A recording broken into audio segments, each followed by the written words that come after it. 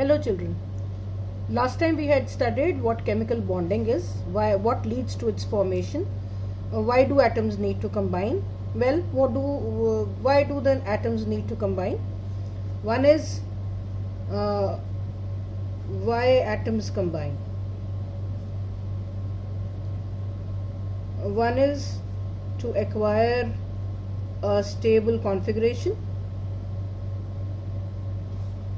You have done all this in class 9 too. And the second reason is to be in the minimum state of energy. Alright. So we had discussed last time what a chemical bonding was, what were the different types of chemical bonding, and we had started with ionic bond. Now today we are going to study about the factors leading to the formation of ionic bond.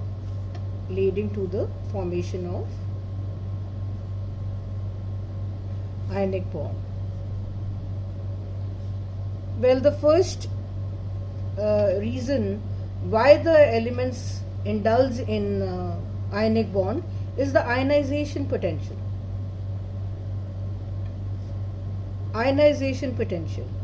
Now for an atom, suppose the atom is A. For an atom, if the ionization potential will be low, what does it mean? That if very small amount of energy will be required to remove the electron from atom A will quickly acquire a positive charge. It may be 1 positive, 2 positive or whatever. But if the ionization potential will be low, the atom will acquire a positive charge very quickly. And the moment it will acquire a positive charge, because it is now not stable, because it is a charged particle, it will try to link itself with anything negatively charged.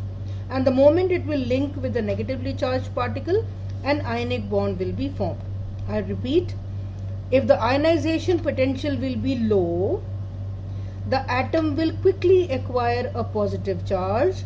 The moment an atom acquires a positive charge, it is unstable because it is not in the minimum state of energy.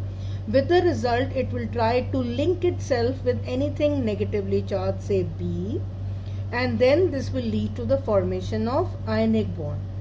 So basically, what was the reason behind the formation of ionic bond? Ionization potential was low. Similarly, the second reason is electron affinity.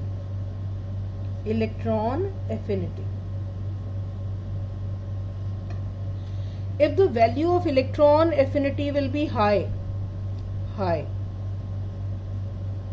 then the atom will quickly acquire a negative charge. If the electron affinity will be high, it will have a strong attraction for an electron. It will gain the electron very quickly. It will acquire the negative charge very readily. And again, it will be not in the state of minimum energy. In order to stabilize itself, neutralize itself, it will link with anything positively charged. And the moment a positive and a negative charge will combine with each other, ionic bond will be formed. You have to remember one thing, that an atom acquires stability either by loss or gain of electrons. Second, the stability also has to be when the atom is neutral. The moment it acquires either a positive or a negative charge, it becomes unstable, and in order to stabilize itself, it has to link itself with the oppositely charged particle, leading to the formation of ionic bond. So you have studied that if the ionization potential will be low, ionic bond will be formed. If the electron affinity will be high, this will also lead to the formation of ionic bond. And the third factor which leads to the formation of ionic bond is electronegativity.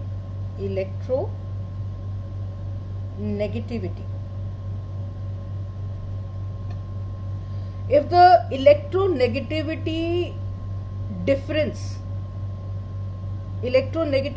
difference will be higher,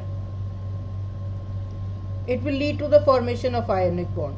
Now what do you mean by electronegativity difference? That means out of the two atoms, say X and Y, one of them has a very strong attraction for the shared pair of electrons, other one has no attraction. One of the combining atoms has no attraction for electrons, while the other one has a strong attraction for electrons. That means the electronegativity difference is very high. One has zero attraction, one has very strong attraction, so the difference between them is high. Difference is high. Difference of what? Electronegativity. If the electronegativity difference is high, then it will definitely lead to the formation of ionic bond, because one of them will have no attraction for electrons, so it will lose its own electron, acquire a positive charge. The other one will have a strong attraction for electrons, so it will gain electrons and acquire a negative charge, leading to the formation of ionic bond. So these are the three factors which lead to the formation of ionic bond. Last time we had discussed the Lewis dot diagram for the formation of a compound called NaCl, and I had given you a few examples to practice it on your own. I had given you an example of magnesium chloride. Now see, magnesium, you can compare to what you have done with what I am doing just now. If you were correct, it is very good. If you went wrong somewhere, you can make a correction. Now magnesium has a configuration of 282. When you are drawing the Lewis dot diagram, you draw only the electrons in the valence shell. They are represented by a dot. So when you are representing a Lewis dot diagram, you may either represent the valence electrons by dots or by crosses. If you are showing the bond between two atoms, then you will use the same symbols. But if you are using different atoms, then try to use a different symbol. For example, magnesium you are representing by dots. You can now represent chlorine, whose configuration is 287. You will represent only the valence electrons, let's say by crosses 1, 2, 3, 4, 5, 6 and 1, 7. Now this magnesium, if it loses these two electrons, it will acquire a stability. Alright. And chlorine, if it gains one electron, it will become stable. So this magnesium transfers its electron to chlorine. Whenever you are showing the formation of a molecule, you have to keep in mind that both the combining atoms should be individually stable. Now here neither magnesium nor this chlorine has become stable because it was short of one electron, it gets that electron from magnesium. But magnesium is not stable because it still has to remove one electron and there is no other place to go. So another chlorine atom, this one also has 1, 2, 3, 4, 5, 6 and 7 electrons. So this electron will be given to another chlorine atom. Now that way magnesium becomes stable, this chlorine atom becomes stable, this chlorine also becomes stable. I have used crosses for both the chlorine atoms because they are the same. Magnesium is different from these, that is why I have used dots. So this is what you have to keep in mind. The board people especially notice all these things when you are drawing the structures. So you have shown the transfer of electrons, but this time the transfer has taken place to two different atoms. So this leads to the formation of, say, magnesium 2 positive, meaning it has lost 2 electrons, so acquired a 2 positive charge. And there are 2 chlorine atoms, each with a single negative charge. And when a bond is formed between them, you write magnesium and chlorine, but you write chlorine 2 times, so that is why the formula becomes MgCl2. You will notice that if you draw the orbital structure, okay, the size of a cation becomes smaller. I'll just take an example. Say magnesium. The structure is, this is the nucleus containing protons 12. The first shell has 2 electrons, 1 and 2. The other one has 1, 2, 3, 4, 5, 6, 7, 8 electrons. And the outermost shell will have 2 electrons. Now when these 2 electrons are gone, they have been removed, they have been donated, then this shell also goes. With the result, the magnesium ion which has been formed will have a nucleus, the first shell, and only the second shell. Obviously, since the last shell has been removed, the distance from the center of the nucleus to the outermost shell has now become smaller. So that is why a cation is smaller than its respective atom. This can be an important reasoning question. You will keep this in mind. Last time I had also given you an example of calcium oxide. Calcium also has 2 electrons in the outermost shell. Oxygen has 1, 2, 3, 4, 5, 6 electrons.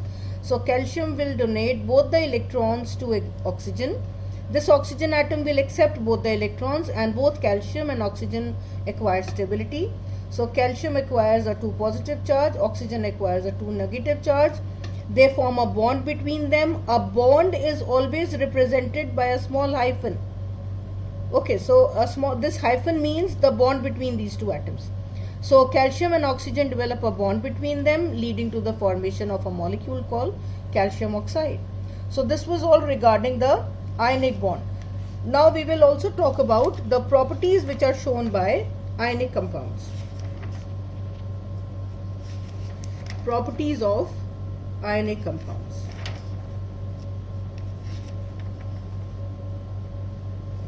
The first property which is shown by ionic compounds is, let's talk about their state. So they are generally in the solid state because the electrostatic force of attraction is very strong. Force of attraction is very strong. Can you tell me why the force is strong? Well, it is strong because the oppositely charged particles are bonding with each other. So, for example, if you take an example of say sodium and chlorine, this one is positively charged, this one is negatively charged. Sodium will never try to take back its electron from chlorine because otherwise it becomes stable. Chlorine will also not give back the electron to sodium because otherwise chlorine loses its stability. Since the retransfer of electrons is not possible, so the bond between the positively and the negatively charged particle is very strong.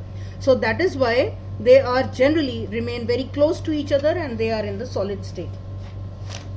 Alright, then the second nature is their conduction. Well, the conduction may be of either heat or it may be of electricity. Both ways, ionic compounds are good conductors. They are very good conductors, excellent conductors of both heat and electricity. Then they show the process of electrolysis very well. Electrolysis. Now, but they have to be, electrolysis means, lysis means to break, and electro means electricity. To break in the presence of electricity is known as electrolysis. So all ionic compounds will be showing good electrolysis, but only in the molten state or in the aqueous state. Not in the solid state, of course, but in the molten state or in the aqueous state, they will show the electrolysis very well. Then the next property is solubility. They are soluble in water, which is a polar covalent compound, and they are insoluble in organic solvents. Organic solvents are like kerosene, like toluene, like benzene. All the hydrocarbons which are in the liquid state are called organic solvents. So they will not get dissolved in organic solvents, but they will get soluble in water, a very important property of all ionic compounds. Then their dissociation. They dissociate readily on the passage of electricity.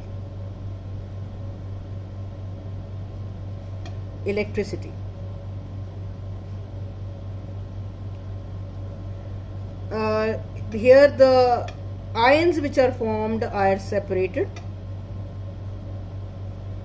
That means this bond breaks.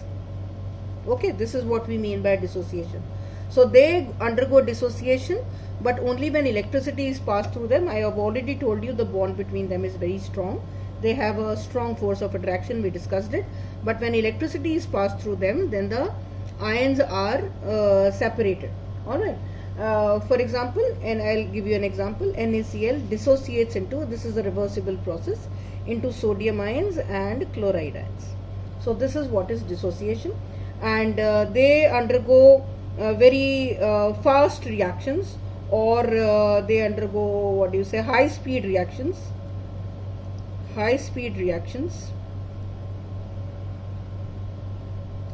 which are also called ionic reactions. These reactions undergo, they go at a very high speed. The only thing is that we need something strong to break the bond between them, and then the dissociation takes place. So this is all we had regarding the ionic bond. Next time we shall start with the covalent bond. What is a covalent bond? What factors lead to its formation?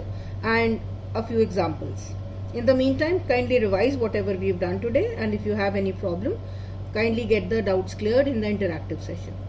Alright children, take good care of yourself. Bye bye for now. God bless.